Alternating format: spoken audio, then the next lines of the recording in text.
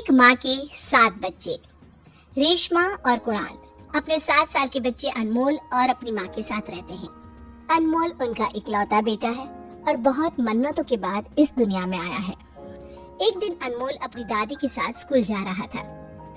दादी जल्दी चलो ना, देर हो रही है। अनमोल बेटा आराम से चलो, तेरी दादी बूढ़ी हो गई है, अब नहीं चला जाता तेरी दादी से। अनमोल और दादी सड़क पर जा रहे थे कि अचानक एक तेज रफ्तार से कार आई और उन दोनों को कुचल कर चली गई। सड़क पर इधर उधर से चिल्लाने की आवाजें आने लगी। जब सब लोगों ने पास जाकर देखा तो दादी और अनमोल सड़क पर लहूलुहान पड़े थे। अनमोल का स्कूल बैग और पानी की बोतल सड़क के किनारे पड़ी थी। जब ये बात रेशमा और कुणाल को पता चली तो दोनों हॉस्पिटल पहुंचे।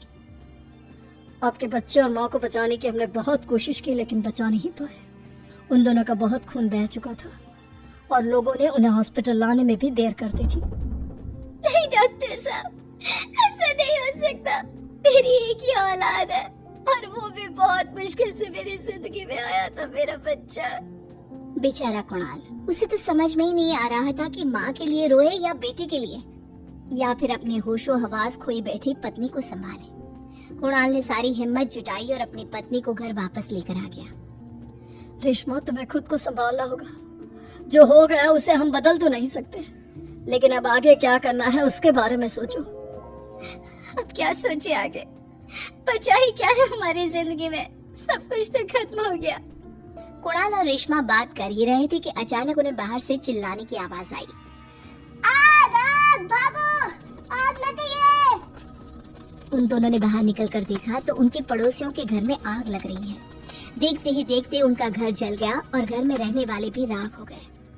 लेकिन उनके घर के 2 बच्चे जो बाहर खेलने गए हैं वो दोनों बच गए हैं और अपने माता पिता की जली हुई लाश देखकर रोए जा रहे हैं। हे भगवान, दोनों बच्चे अनाथ हो गए, कैसे रहेंगे अब ये दोनों? मैं रखूंगी इन दोनों को अपने पास। आओ बच्चों, मेरे साथ चलो। रेशमा की बात का समर्थन कुणाल ने भी किया। कुणाल उन्हें अपने साथ ले गया और दोनों मिलकर उन बच्चों को पालने लगे और वो बच्चे भी अपने माता पिता की तरह उन्हें प्रेम करने लगे। एक दिन रेशमा और कुणाल मंदिर जा रहे थे, तभी उन्हें मंदिर के बाहर भीड़ दिखी।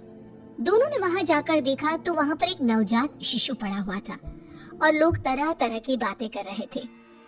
न जाने इस बच्चे को कौन छोड़कर चला गया यहाँ, अब क्या होगा इसका? कुणाल ने बच्चे को गोद में उठाया और कहा, हम पालेंगे इस बच्चे को। अरे भाई साहब, आप क्यों कलंक का टीका अपने माथे पर लगा रहे हो? पता नहीं किसका पाप है। आपको एक छोटे से बच्चे के बारे में ऐसा बोलते हुए शर्म आनी चाहिए। इसमें इस बच्चे की क्या गलती? इस मासूम बच्चे को हम पालेंगे। चलो कुणाल। इस तरह रेशमा और कुणाल बच्ची को लेकर घर आ गए और उसका भी पालन पोषण करने लगे।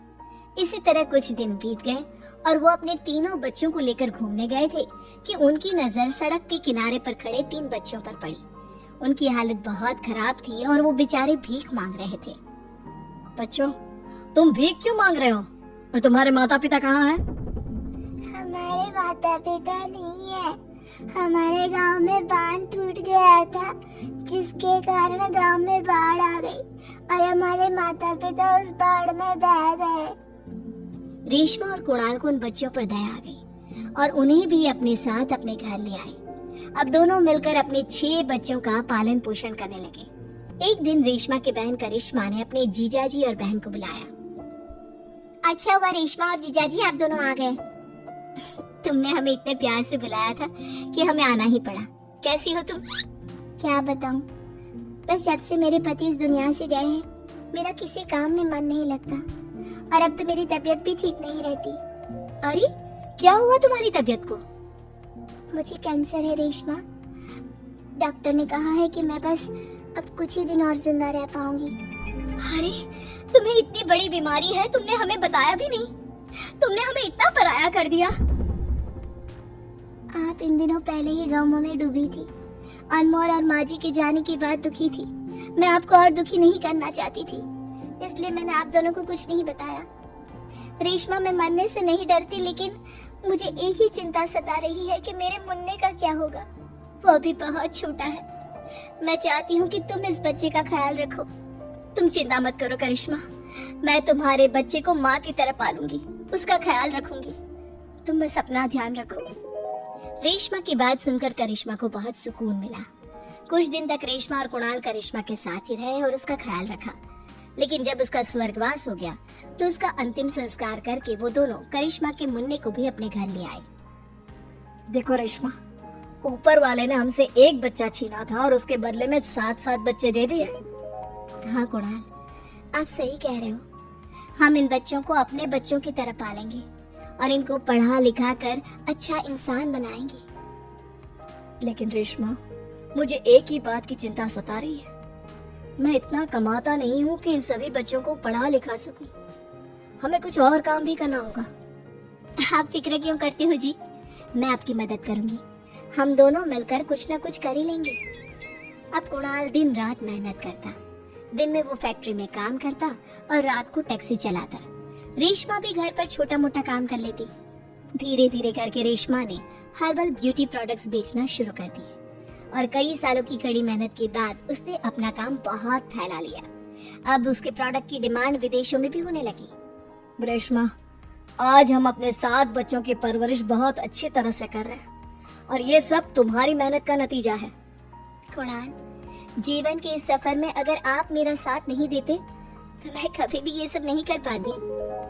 रेशमा और कुणाल अपने घर के आगे गार्डन में एक दूसरे का हाथ पकड़कर बैठे बात कर रहे थे और उनके साथों बच्चे गार्डन में खेल रहे थे।